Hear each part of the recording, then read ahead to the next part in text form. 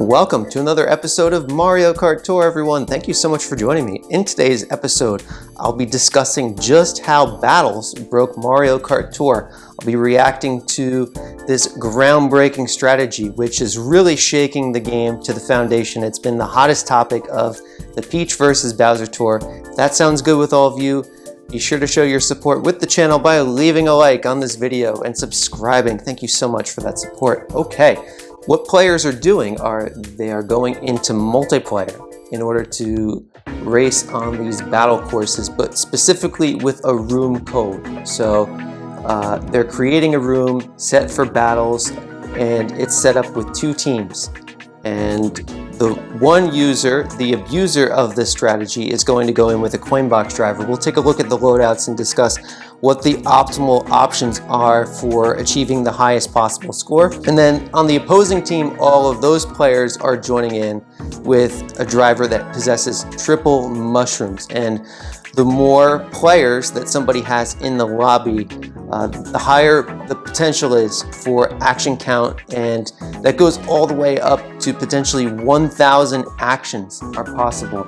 We've certainly seen, if I go over to the friend list here, some of the scores have been outrageous for this, and that's been mostly done on the Koopa Troopa Cup. So if we go over to here, we can find just where those scores are.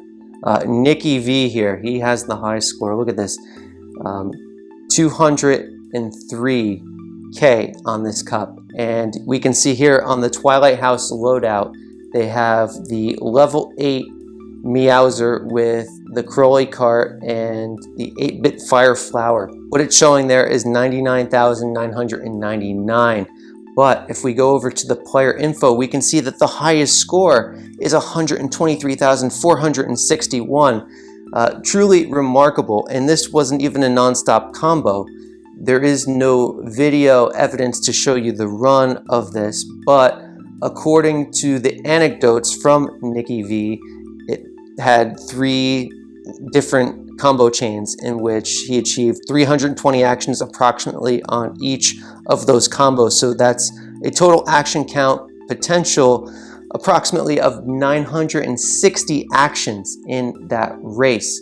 And what I can do is show you the top run that has been caught on film. So let's go over here to Bruh's run, appropriate because of the comical nature of this strat when you see it in action, right? So what you're essentially doing is you're just loading the heavyweight coin box driver here.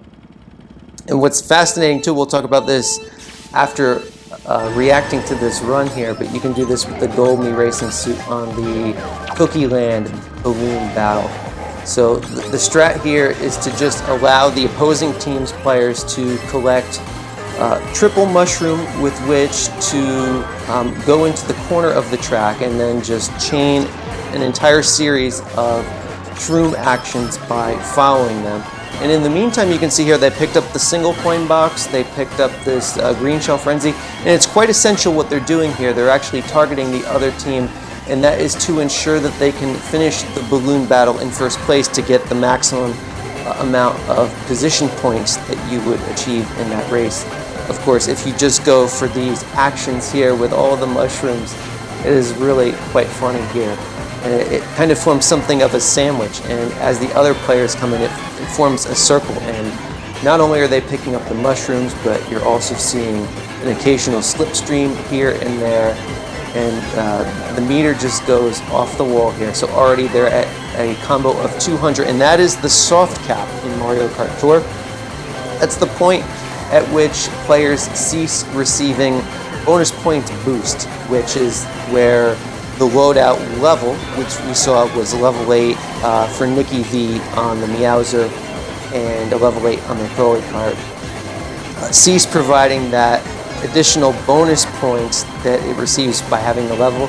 And it's just strictly now the action bonus point that you're receiving, as well as the combo extension bonus, which for a top shelf glider is 45 bonus points per action, and that is the lion's share of the score that is being added for each of these actions here. And additionally, we'll talk about strategies to increase the score even beyond what Bruh and Nikki V have shown here, because there is a way to totally blow the score out of the water that hasn't even been explored yet using this exploit. But we can see here, folks, already over 500 actions, and there's still about a third of this left to go. And it's very cheesy, and it's going to be interesting to see how Nintendo responds to this, because this mechanic has existed in the game since launch, right? Where if you're trailing a bot racer in single player mode, because that's how Mario Kart Tour started off, right? Just as a single player game, then you would receive a mushroom action by trailing one of those players. And this is just a faithful execution of that original model, except in standard races, you can't just find a corner in the wall where all the players can stick and just receive infinite actions for an entire race like that. It's only possible with the physics that exist in battles, which, to my surprise, it's been 2 months since battles have been out, and we're just discovering this now. And perhaps that's how this exploit is even in the game in the first place, because imagine the tens of thousands of players out there, and it took a few months to properly explore and abuse this system that's out there. But we can see that on the score screen it shows a maximum limit of 99,999, but we know that the score will increase beyond that point. So let's go over to the loadouts now and talk about the way to maximize this even further, right? And we're going to go to the Koopa Troopa Cup to look at the options here. Certainly, coin box is optimal if you want to go for this. And that is because you can pick up a coin box frenzy perhaps on your very first item box while the other players are collecting those triple mushrooms. And then you can get frenzy strike actions that can align the position so that you'll finish first place in that balloon battle, along with a whole host of coin actions with which to collect before chaining all of those shrooms. So most people are going with the Meowser in this situation since it is optimal. I'll just click on the Gold King Boo here. And then you want a large size hitbox cart, because that will increase the surface area for which you can make contact with one of the opposing players on one of their shrooms. And moving on to gliders, this is where you can really fuel the strategy even further. Most of the examples shown to this point are just with the highest level glider. But we know that the soft cap, which is 200 actions, is the point where you're no longer going to get the bonus points boost. And we can see with the special skills here in the corner, it shows the ones that are available in battle mode. So for example, the Black Great Sail there, the Bolt Bill, which is its skill, isn't available in balloon battles, and therefore it doesn't show any skill that it can affect the rate of obtaining that item, in addition to the amount of score that will be generated once you use that item. And it's similar for the Dark Cloud balloons there, which is normally a Lightning Plus glider. So most folks are going in with the standard selections of high-level gliders, and for most people that's going to be a glider like these Meteor balloons or the 8-bit Fire Flower, which is the #1 course coverage glider in the game.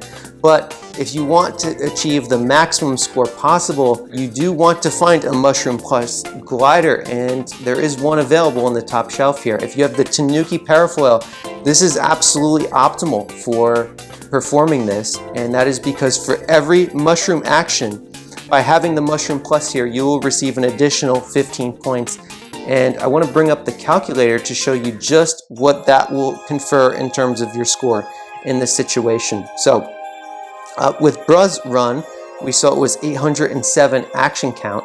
Well, if you have 807 actions of mushrooms, which not all 800 were, but just for posterity here, we will do it since the vast majority of the actions in that chain were mushroom actions, then that's an addition of approximately 12,000 points, right? And in the case of Nikki V, with approximately 960 actions times 15 for each shroom, that would have been an additional 14,000 points for Nikki V had he been using the Tanuki Parafoil as opposed to the 8-bit Fire Flower, which means that the run would have been above 135K. It would have been, in fact, in the range of 137K if the Tanuki parafoil was at a similar level than the 8-bit Fire Flower there.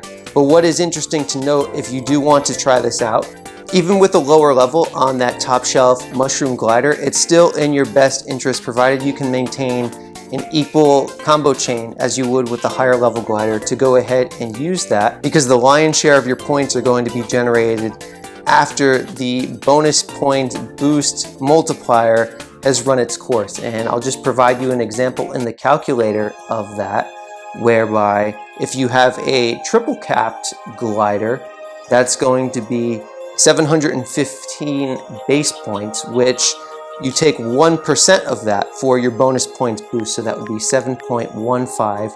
Let's say you have that even at level 8, we'll just say it's totally maxed out, right? Then that's going to be 50.05 bonus points per action, and we're going to multiply that then by 200 points. So that's only 10,010 points. That's less than the 12,000 to 14,000 points that you'd be picking up through all those additional shroom actions by having the Tanuki parafoil in this exact situation. And even as is the case, if we were to look at a quad capped level 8 glider, that would be 8.1 times 7 and times 200 there would be 11,340 points. So even that still doesn't eclipse the bonus that you'd be picking up from that mushroom glider in the top shelf. And now that we've taken a thorough evaluation of the Twilight House loadouts, let's take a look at what's possible in the balloon battle for Cookie Land, because there's some interesting possibilities here as well. So we're going to look at the Mii Cup, and the top shelf for this has the gold Mii racing suit here, which is a coin box driver, and this has even greater bonus points potential than does the Meowser on the Twilight House, due to the additional base points from the Mii. But again, those will only accrue up to an action count potential of 200, and then the remainder of that is going to be through the action counts from your bonus points alone there. And for the cart selection, a big hitbox where you see that you have, options like the Sweet Ride, the Cact Bee, but definitely the Combo Cruiser is going to be the largest of all of these options. So you're looking at the Gold Mii Racing Suit with the Combo Cruiser, in addition to 2 gliders that possess the Mushroom Plus skill. And the first one is going to be the Vanilla and Chocolate Balloons, which debuted in the Sky High Sunday Tour, in addition to the Chocolate Pretzel, which we had in the Metropolitan Tour. So there's actually multiple options. It's even more likely that you can make use of the additional points there.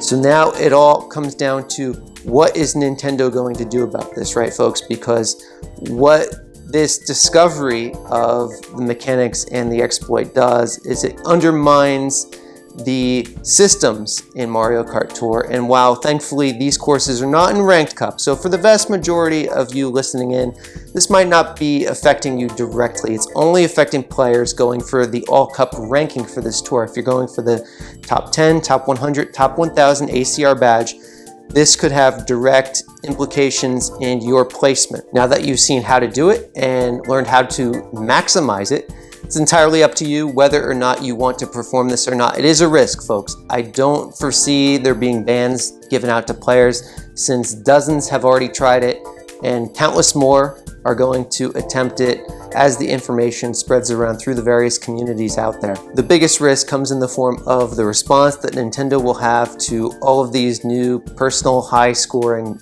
bests for the various accounts that are out there.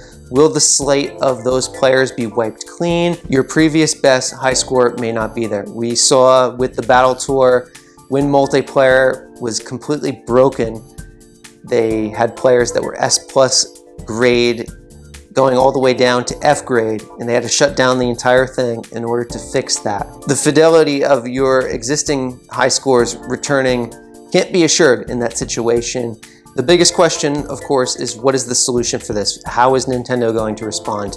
And for most of the community sentiment out there, it's that they should just remove scores from friend rooms in multiplayer as counting towards the all-cup ranking. I don't know if that's the best or even a viable solution for Nintendo with regards to things, because it undoes the foundation of one of their core features within this platform. And if we think about Mario Kart Tour historically, it didn't launch with multiplayer, and that was a bit of a PR hit. So from my perception of their core beliefs is that player interaction and engagement with one another, right? That's one of the reasons why we see features like the 2-player challenge coming into the game. Not many folks out there make use of it, but there are some that do, and it is to present the game in a different interactive space, as well as the send all and receive all features that many people have sent feedback in, hoping to see them in order to maximize greeting coins in a very limited amount of time. And that's something that they haven't done, right? Nintendo likely wants its players to go down and look at each of your friends' scores individually. From a developer's perspective, they have to analyze and assess the outlook of players from all different kinds of demographics. And there are going to be players out there that race for their scores through multiplayer, whether that be worldwide standard races, battles in worldwide format, or through friend codes alone. I think that the best solution for this would be to fix the problem at its source, which is the infinite chain of shroom actions that can be stacked together. The physics of battle mode are not likely to be changed. The best way to do it would be to just limit the amount of shroom actions possible in a race or a battle, and make the limit so that it would not affect the experience for single player races, whereby you may be trailing a bot that has a triple mushroom, so you may pick up a dozen triple shroom actions. That has happened in the past. I remember Tabor, I believe it was in the Berlin tour, followed a triple mushroom for like 20 something actions. But if you set the limit at something like 30 actions or 40 actions, that alone in a battle course is not going to break the maximum potential for score. They really want to incentivize players to have that duality of approach, whereby you're either trying to maximize the action count potential in a fair sense, or going for the well-fought bonus, or a combination of the two, right? Let's hear from you in the comments section. What do you think the best solution for this will be, and how much is this affecting you directly? Let us know about it, as well as send feedback to Nintendo. And with that, I think we covered it all for today's video. On the horizon, look forward to the coverage guide that I'll be presenting for the Peach versus Bowser Tour. There's a lot of stuff that's being shook up with the optimal combination for your course coverage with your drivers, karts, and gliders, and the rest of the Peach versus Bowser Tour reaction. Take care, everyone, and I'll see you on the next one. Bye-bye.